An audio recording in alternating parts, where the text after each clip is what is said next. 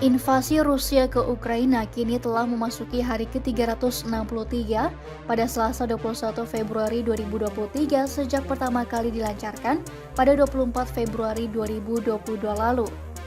Pada hari ke-363 invasi ini, beberapa peristiwa pun terjadi.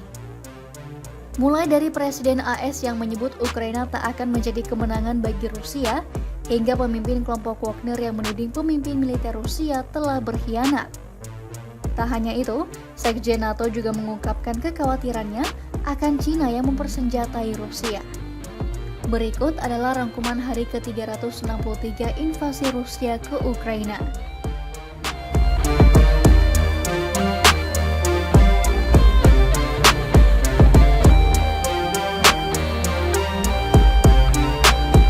Presiden AS Joe Biden menegaskan bahwa Ukraina tak akan menjadi kemenangan bagi Rusia. Hal ini disampaikan Biden dalam pidatonya di Polandia menjelang peringatan 1 tahun invasi Rusia ke Ukraina pada Selasa 21 Februari 2023. Menurut Biden, kebrutalan yang dilakukan oleh Rusia tak akan pernah menghancurkan kebebasan.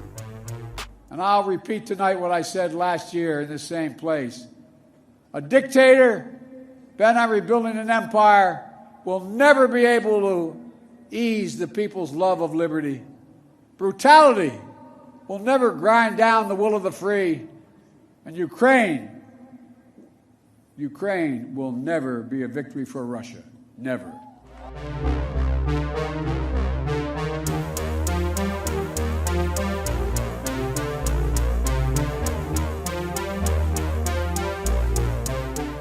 Di sisi lain, pemimpin kelompok tentara bayaran Wagner Yevgeny Prigozhin menuding dua petinggi militer Rusia sebagai pengkhianat. Kedua petinggi tersebut, yakni Menteri Pertahanan Rusia Sergei Shoigu dan Panglima Militer Rusia Jenderal Valery Gerasimov. Keduanya dituding sengaja membuat tentara bayaran kelaparan dan menolak mengirim amunisi. Dalam sebuah pesan audio yang diedarkan pada Selasa 21 Februari 2023, Prigozhin menuduh Shoigu dan Gerasimov sengaja menghancurkan pasukan Wagner.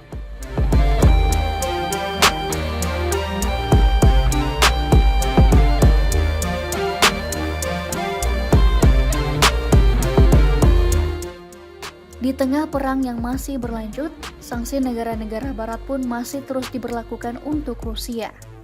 Namun, Presiden Rusia Vladimir Putin justru menyambut positif sanksi tersebut.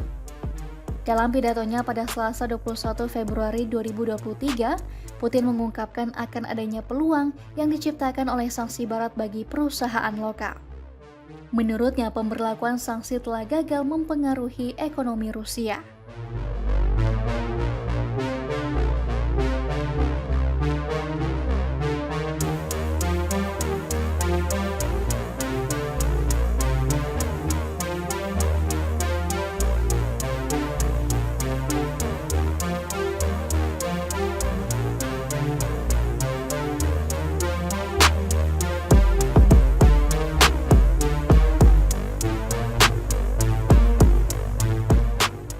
Presiden Ukraina Volodymyr Zelensky mengecam Rusia yang telah membunuh tanpa ampun warga sipil di Kherson.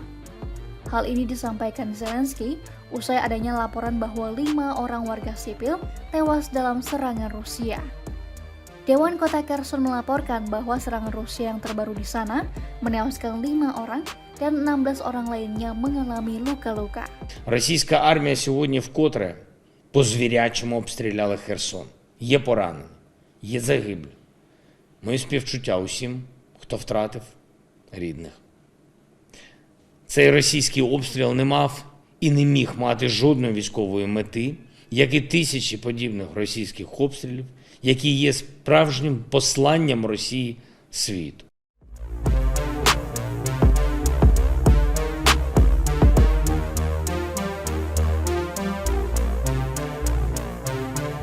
Sementara itu, Sekretaris Jenderal NATO Jens Stoltenberg menyampaikan kekhawatirannya akan Cina yang dapat memasok senjata untuk Rusia.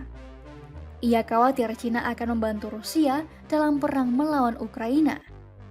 Hal ini sendiri disampaikan oleh Stoltenberg usai pertemuannya dengan pejabat Uni Eropa dan Ukraina mengenai rencana peningkatan bantuan amunisi. Terkait hal ini, Menteri Luar Negeri Cina Qin Gang membantah hal tersebut. Ia pun meminta negara-negara barat untuk berhenti menuding dan menyalahkan Cina. Pihaknya mengaku sangat prihatin mengenai konflik di Ukraina dan akan berupaya untuk mempromosikan dialog damai antara kedua negara tersebut.